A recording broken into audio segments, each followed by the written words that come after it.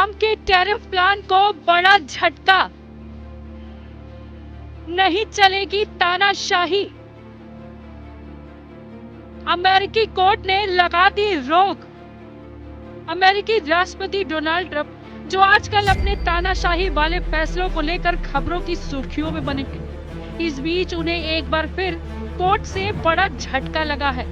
Donald Trump प्रशासन द्वारा लगाए गए लिबरेशन डे टैरिफ पर अमेरिका की कोर्ट ने रोक लगा दी है।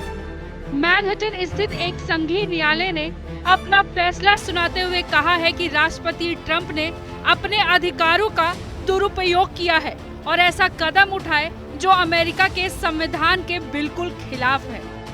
दरअसल अमेरिकी राष्ट्रपति डोनाल्ड ट्रंप ने अपने एक फैसले से उन देशों से आने वाले सामान पर समान रूप से टैक्स लगाने का आदेश दिया था जो अमेरिका से तो कम सामान खरीदता है लेकिन उसे ज्यादा सामान बेचता है।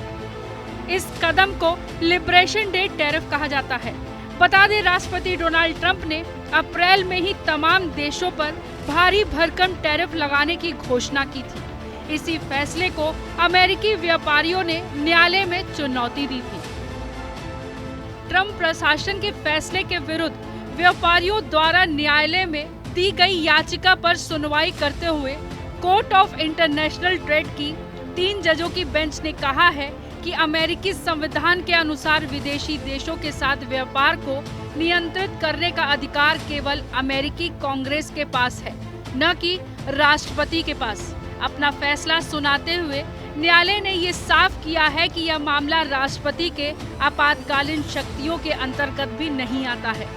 अदालत ने कहा है कि ट्रंप ने जो international emergency economic power act के तहत यह टैरिफ लगाए थे, वह कानून उन्हें ऐसा असीमित अधिकार नहीं देता है।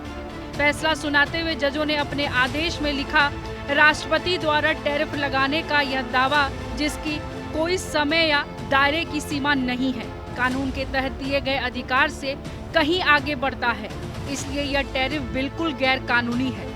टैरिफ लगाने का अधिकार अमेरिकी संविधान के अनुसार संसद यानी कांग्रेस को है, न कि राष्ट्रपति को है। केवल असाधारण आपात स्थिति में ही राष्ट्रपति को सीमित अधिकार मिलते हैं, लेकिन इस मामले में ऐसा कोई वैध आपातकाल नहीं था जो ट्रंप ने इस तरह का फरमान सुनाया था। व्यापारियों की याचिका पर सुनवाई के दौरान ट्रंप प्रशासन ने कोर्ट में दलील दी थी कि 1971 में तत्कालीन राष्ट्रपति रिचर्ड निक्सन ने भी आपातकाल के तहत इस तरह के टैरिफ लगाए और न्यायालय ने इसे मंजूरी भी दी थी।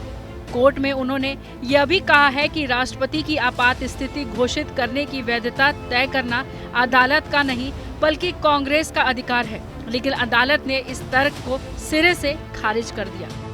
अमेरिकी राष्ट्रपति डोनाल्ड ट्रंप के खिलाफ न्यायालय में 2 मामलों में फैसला दिया है। एक मामला छोटे व्यापारियों के समूह द्वारा कोर्ट में दायर किया गया था। दूसरा मामला 12 डेमोक्रेटिक अटॉर्नी जनरल्स द्वारा दायर किया गया था।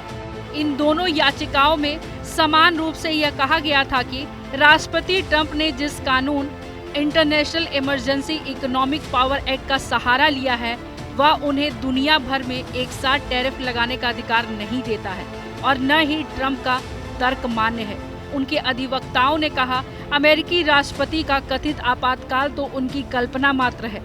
दशकों से ट्रेड डेफिसिट चला आ रहा है, लेकिन इससे कोई संकट पैदा नहीं हुआ।